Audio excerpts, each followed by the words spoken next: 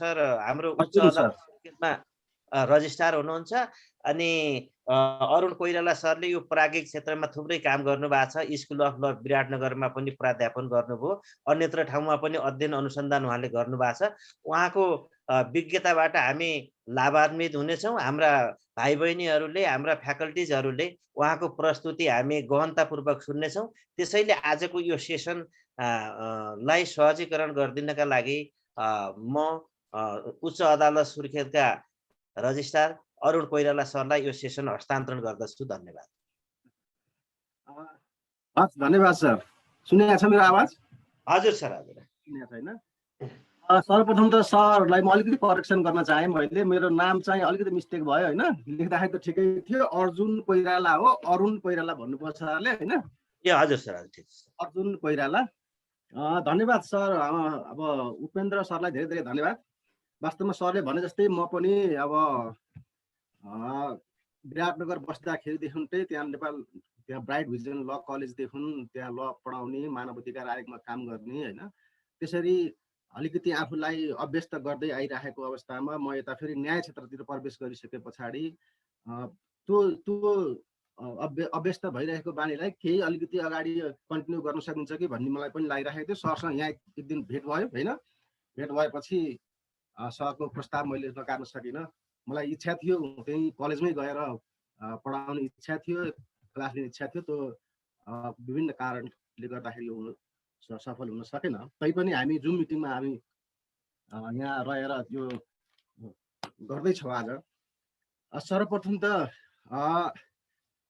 आज जुन दिनमा हामी यो विषयमा चर्चा गर्दैछौँ, त्यही भनेको कानुन निर्माण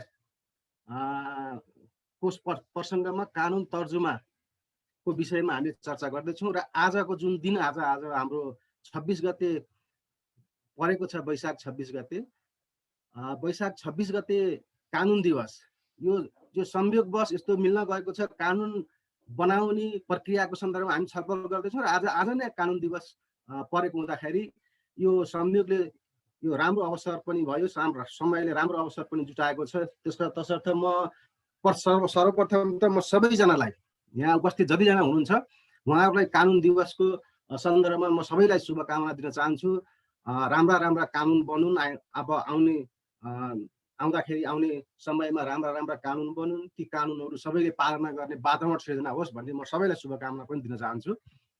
र यदि भन्दै मलाई उपेन्द्र सरसँग म कनेक्सन हुने भएर यहाँ जोडिन आउँदाखेरि म उपेन्द्र सरलाई पनि धन्यवाद नदिइरहन सक्दिनँ, किनकि उपेन्द्र सरसँग मेरो यहाँ अदालतमा आएर जुन कुरा भयो, उपेन्द्र सरसँग कुरा भइसकेपछि यसरी कुरा अगाडि बढाउँ, क्लासहरू सञ्चालन गरौँ भन्ने हिसाबबाट उहाँले जुन किसिमको मलाई सहजीकरण गर्न अनुरोध गर्नुभयो, उहाँ उपेन्द्र विक सर लगायत mid western university school of ल सुर्खेतका सम्पूर्ण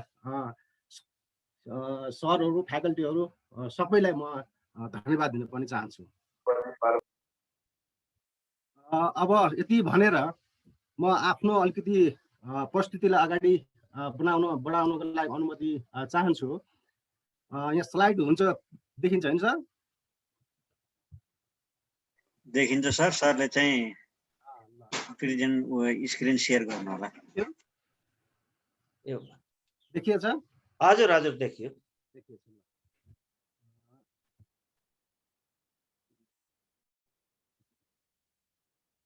अब विषयवस्तु त हामीले थाहा भइसकेको कुरा हो। कानुनको तर्जुमा वास्तवमा यो एकदमै महत्त्वपूर्ण विषय छ र यो महत्त्वपूर्ण हुँदाहुँदै एउटा प्राविधिक विषय पनि हो। कानुन तर्जुमा किन गरिन्छ, कानुन वास्तवमा कानुन के हो होइन, कानुनको किन आवश्यकता पर्छ भन्ने सन्दर्भमा धेरै अर्को एउटा पाटो नै छ। कानुनको आवश्यकता, सन्दर्भ अनि कानुनको अर्थ, त्यो विषयमा हामी अहिले नगइकन वास्तवमा कानुनको तर्जुमा गर्दाखेरि हामीले विचार गर्नुपर्ने कुराहरू के हुन्छ, कानुन तर्जुमा कसरी हुन्छ, कानुनको निर्माण कसरी हुन्छ भन्ने सन्दर्भमा हामीले चर्चा गर्दाखेरि यसको यावत पक्षलाई हामीले लिने गर्छौँ। वास्तवमा कानुन यति महत्त्वपूर्ण विषयवस्तु छ। कानुन भएन भने हाम्रो दिनचर्या नै हामीले अस्तव्यस्त हुन्छ होइन। कानुन बिना मान्छेको दैनिकी नै चल्न नसक्ने अवस्था भएको छ। हामी डेमोक्रेटिक कन्ट्रीमा हामी छौँ डेमोक्रेटिक कन्ट्रीमा रुल अफ ललाई हामीले एकदमै महत्त्वका साथ उजागर गर्छौँ। रुल अफ ल अनुसार शासन सञ्चालन हुनुपर्छ भन्ने मान्यतालाई हामी अगाडि सार्छौँ। तसर्थ त्यो रुल अफ ललाई समय सापेक्ष रूपमा त्यसलाई मेन्टेन गर्नको लागि, त्यसलाई अनुसरण गर्नको लागि हामीले कानुनहरूको तर्जुमा गरिरहेका हुन्छौँ। समय सन्दर्भ अनुसार विभिन्न नयाँ कानुनहरूको तर्जुमा गर्नुपर्ने हुन्छ, नयाँ कानुनहरूको निर्माण गर्नुपर्ने हुन्छ। समयको विकाससँगै, प्रविधिको विकाससँगै त्यस्ता कानुनहरू तर्जुमा गर्दाखेरि हामीले कुन कुन प्रक्रियाहरू अपनाउँछौँ, कसरी कानुन निर्माण हुन्छ भन्ने सन्दर्भमा आज मैले केही यहाँ प्रस्तुति गर्न लागिरहेको छु। अब मैले आजको प्रस्तुतिलाई सामान्यतया यो यति शीर्षकमा मैले यहाँ समेट्ने प्रयास गरेको छु। जस्तो कानुन तर्जुमाको परिचय, सर्वप्रथम त कानुन भन्ने बित्तिकै, कानुन तर्जुमा भन्ने बित्तिकै हामीले के बुझ्दछौँ त भन्दाखेरि त्यसको विषयमा थोरै चर्चा हामी गर्छौँ। त्यसपछि कानुन तर्जुमाका आधारभूत सिद्धान्तहरू, वास्तवमा कानुन तर्जुमा गर्दाखेरि हामीले कुन कुन सिद्धान्तमा आधारित भएर कानुनको तर्जुमा गर्छौँ भन्ने सन्दर्भमा केही त्यस्ता सिद्धान्तहरू छन्। त्यो सिद्धान्तको बारेमा पनि छोटो चर्चा गर्छौँ। र कानुन तर्जुमाकारको भूमिका के हुन्छ, कानुन तर्जुमा गर्दाखेरि, कानुन निर्माण गर्दाखेरि जुन कानुन तर्जुमाकार भनौँ न, कानुन तर्जुमा गर्ने व्यक्तिको भूमिका के हुन्छ भन्ने सन्दर्भमा पनि त्यो विषयमा पनि हामीले केही समय चर्चा गर्छौँ।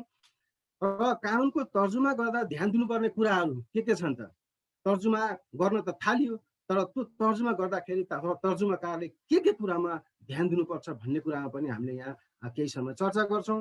कानुन निर्माणमा संलग्न निकायहरू, वास्तवमा कानुन त बन्छ कसले बनाउँछन् त कानुनहरू, कानुन बनाउँदाखेरि संलग्न निकायहरू कुन कुन हुन्छन् भन्ने सन्दर्भमा ती निकायहरूको बारेमा पनि हामीले चर्चा गर्छौँ।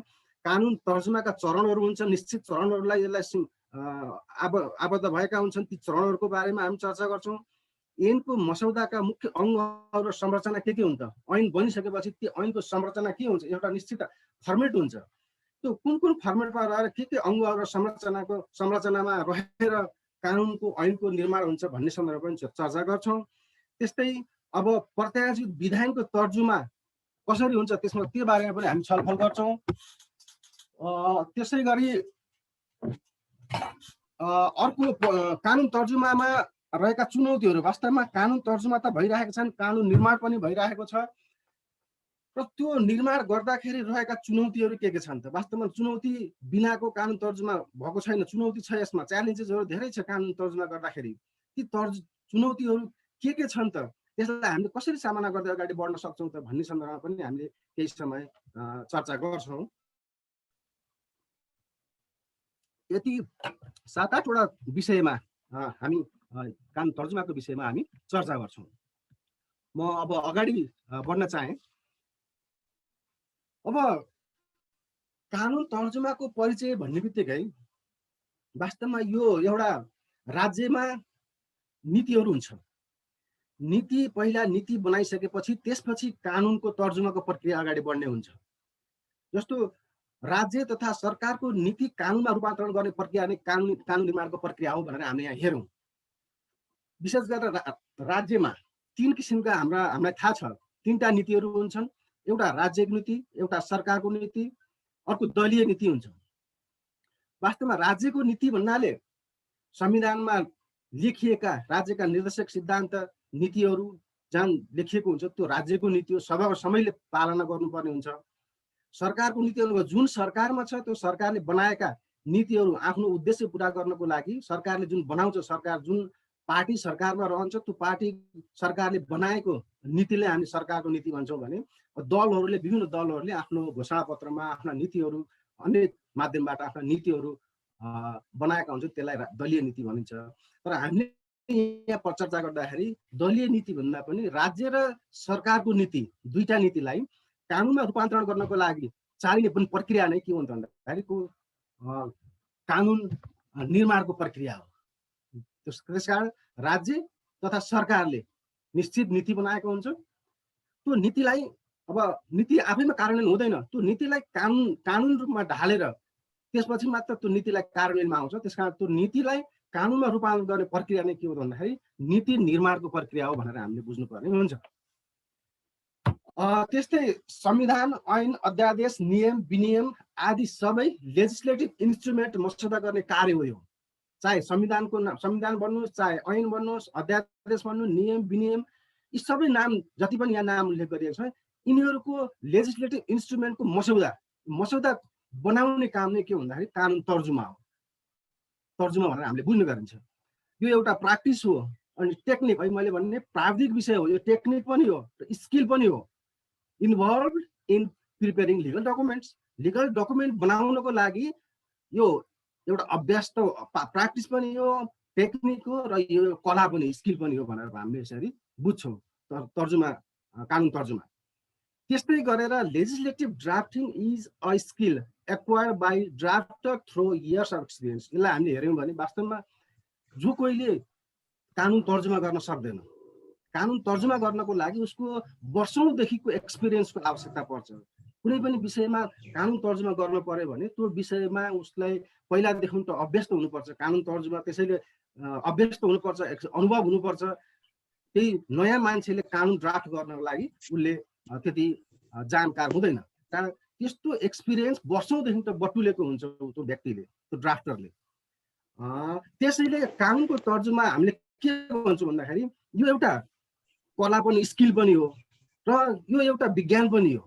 एउटा सिस्टमेटिक तरिकाले फलो गरिएको हुन्छ, र त्यो सिस्टमेटिक तरिकाले फलो गर्दाखेरि यसलाई विभिन्न आफ्नो आर्टहरूले, स्किलहरूले त्यसलाई सजाइएको पनि हुन्छ। त्यस कारण यसलाई हामी दुवै भनिन्छ, एउटा विज्ञान पनि हो, साइन्स पनि हो, र एउटा यसको स्किल पनि हो भनेर कानुन तर्जुमालाई हामीले यसरी पनि बुझ्ने गर्छौँ। अब यहाँ हेर्दाखेरि वास्तवमा कानुन तर्जुमाका आधारभूत सिद्धान्त, यी सिद्धान्तमा रहेर टेकेर कानुन तर्जुमाकारले कानुनको तर्जुमा गर्नुपर्ने हुन्छ। अब कानुन तर्जुमा गर्दाखेरि सबभन्दा पहिला सिम्प्लिसिटीलाई हेर्नु पर्यो। कानुन तर्जुमा गर्दाखेरि जति पनि हामीले वाक्यांशहरूको प्रयोग गर्छौँ, वाक्य बनाउँछौँ, शब्दहरूको प्रयोग गर्छौँ, त्यो एकदमै सिम्पल हुनुपर्छ, सिम्प्लिसिटी हुनुपर्छ। किन भनिएको भन्दाखेरि हामीले कानुन कसलाई बनाउँछौँ भन्दाखेरि हामीले जनतालाई कानुन बनाउने, ग्रासरुट लेभलका मान्छेहरूले बुझ्ने भाषा प्रयोग गर्नुपर्ने हुन्छ। त्यसकारण यो जति सिम्प्लिसिटी भयो, जति सरल भयो, त्यो कानुन त्यति प्रभावकारी रूपमा कार्यान्वयन हुन्छ भन्ने मान्यता रहेको छ। त्यसकारण कानुन तर्जुमाकारले तर्जुमा गर्न लाग्दाखेरि, कानुनको तर्जुमा गर्न लाग्दाखेरि कानुनमा प्रयोग गरिएका शब्दहरू जति सिम्पल छन्, जति साधारण छन्, जति सरल छन्, त्यति त्यो कानुनको प्रयोग र पालना त्यति प्रभावकारी हुन्छ भनिन्छ।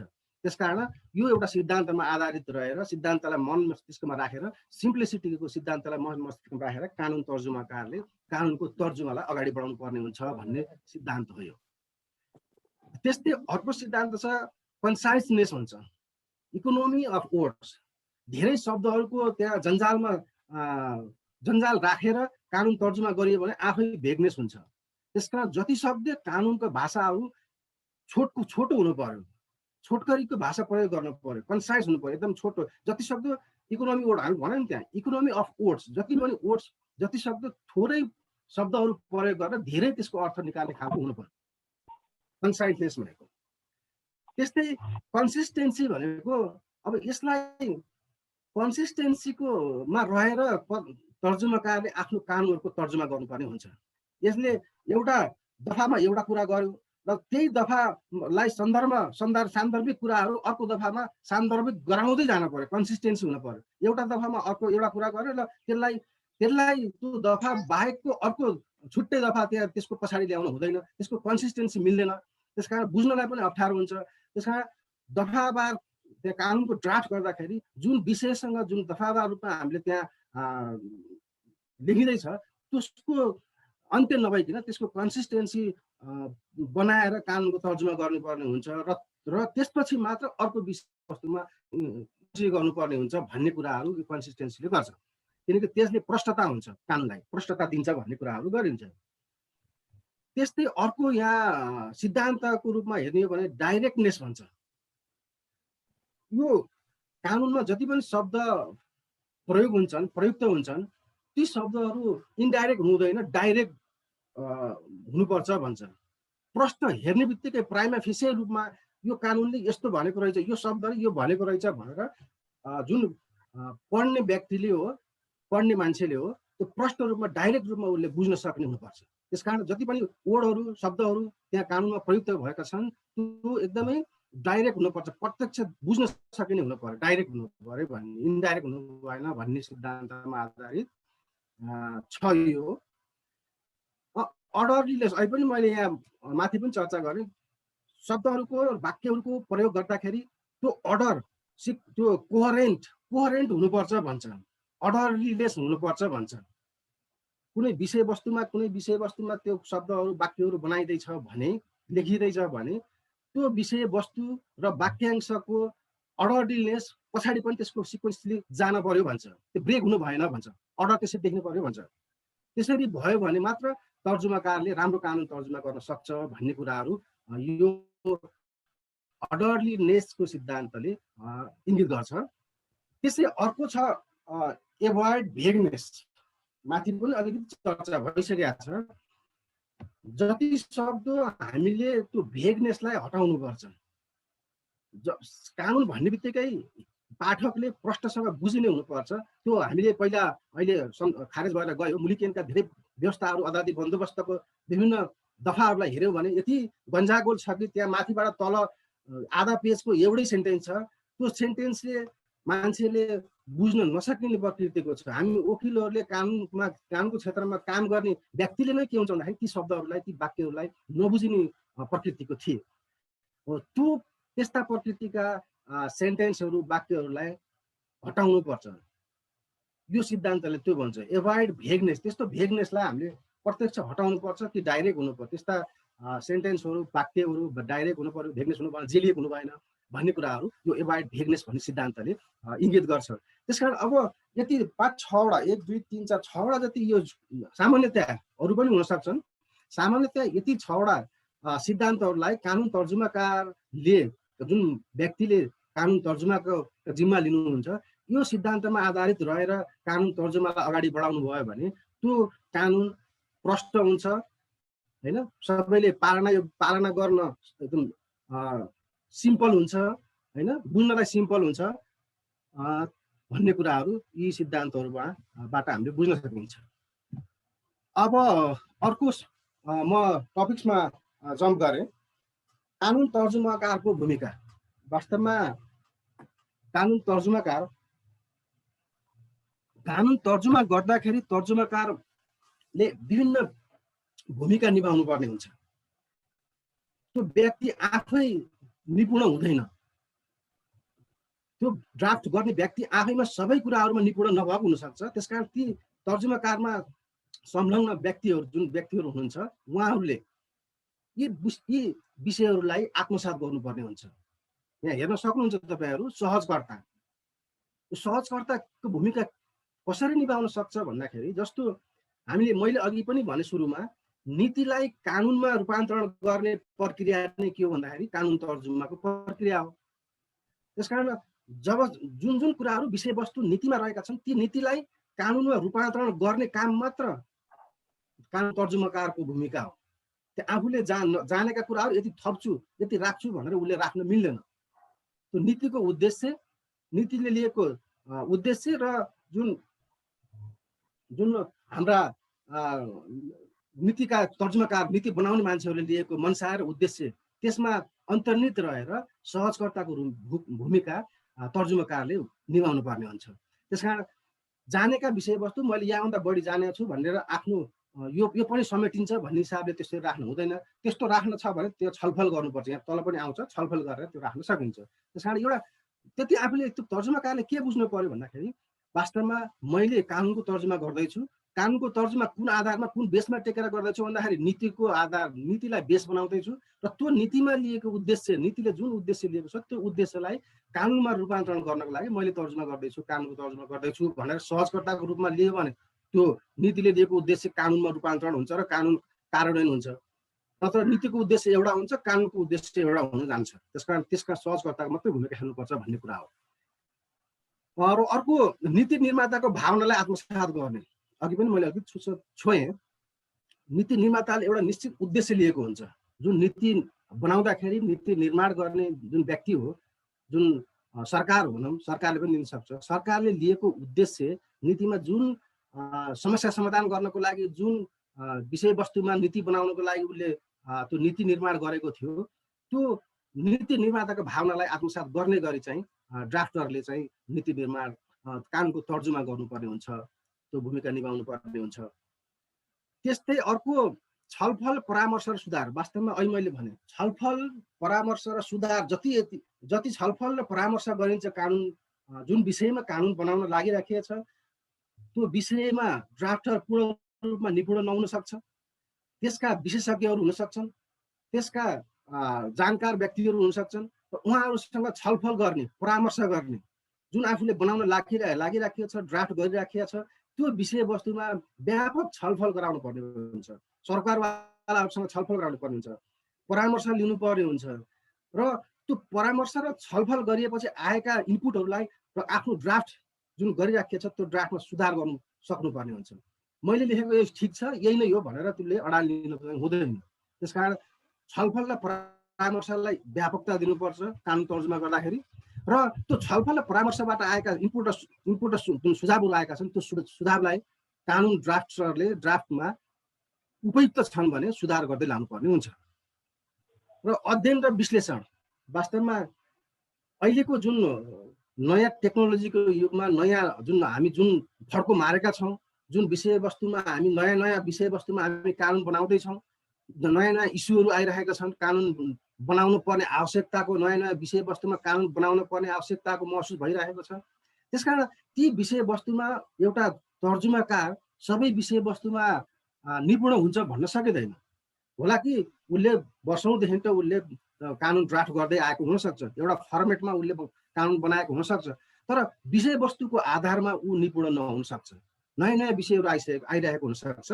तसर्थ ती विषयवस्तुमा बन्न लागेको कानुनको विषयवस्तुमा तर्जुमाकारले अध्ययन विश्लेषण व्यापक गर्नुपर्ने हुन्छ। आफैले त्यो विषयवस्तुको इन्टरनेटबाट खोज्ने, विभिन्न त्यो विषयवस्तुमा कुनै रिसर्च भएको छन् भने त्यो रिसर्चलाई हेर्ने, त्यो गरिसकेपछि मात्र एउटा निपुण कानुन बन्न सक्छ भन्ने यसको अनुमान हो।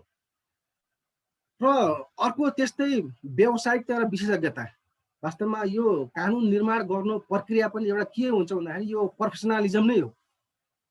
यो कानुन एउटा मैले अघि भने प्राज्ञिक विषय हो, टेक्निकल विषय हो। त्यसकारण टेक्निकल विषयको कानुन निर्माण गर्दाखेरि वास्तवमा त्यो व्यक्ति जुन व्यावसायिकता हुनुपर्छ, प्रोफेसनलिजमको मान्यतामा रहेर काम गर्नुपर्ने हुन्छ र विशेषज्ञता पनि हुनुपर्ने हुन्छ। अहिले मैले माथि पनि चर्चा गरेँ होइन, त्यो विषयको विशेषज्ञता हुनु पर्यो। आफूसँग छैन भने छलफल गर्नु पर्यो होइन, छलफलले त्यो विषयको विशेषज्ञताबाट आएका इनपुटलाई राख्नु पर्यो, नत्र आफू पनि त्यो विषयको विशेषज्ञता हुनु पर्यो। कानुन तर्जुमा गर्न लगाउँदाखेरि त्यो विषयसँग विशेषज्ञता भएको व्यक्तिलाई त्यहाँ संलग्न गराइयो भने बल्ल राम्रो कानुन बन्छ भन्ने मान्यता यसको। र अर्को छ न्यायपूर्ण, स्वच्छ, तर्कसङ्गत र सद्विवेक हुनुपर्छ भन्छ। कुनै पनि कानुन तर्जुमा गर्दाखेरि वास्तवमा तर्जुमाकार त्यो मनस्थितिमा के लिनु पर्यो भने तर्जुमाकारले म न्यायपूर्ण कानुन तर्जुमा गर्दैछु, मैले स्वच्छ कानुन तर्जुमा गर्दैछु, तर्कसङ्गत र सद्विवेक कानुन तर्जुमा गर्दैछु भन्न पर्यो। यसले समावेशिताको सिद्धान्तलाई पनि समेट्न पर्यो होइन, अविभेदको सिद्धान्तलाई पनि समेट्न पर्यो, यो न्यायपूर्ण पनि हुनु पर्यो। कसैले अन्याय हुनु भयो भने एउटा कानुन बनेपछि त्यो चिरकाल पर्यन्तसम्म त्यो रहन पनि सक्छ त्यतिकै, र कहिले संशोधन हुन पनि सक्ला, तर त्यो कानुनमा बनिसकेपछि त्यसको पालना सबैले गर्नुपर्ने हुन्छ। त्यसकारण त्यो अन्यायपूर्ण भयो भने त्यो कानुनको पालनामा विरोध हुन सक्छ। त्यसकारण न्यायपूर्ण हुनु पर्यो, स्वच्छ हुनु पर्यो, तर्कसङ्गत हुनु पर्यो, सद्विवेक हुनु पर्यो। यी सिद्धान्तहरू यी विषयवस्तुलाई पनि तर्जुमाकारले आफ्नो तर्जुमा गर्दाखेरि आफ्नो ध्यान पुर्याउनु पर्ने हुन्छ। धैर्य। वास्तवमा यो एकदम महत्त्वपूर्ण छ, धैर्य हुनुपर्छ।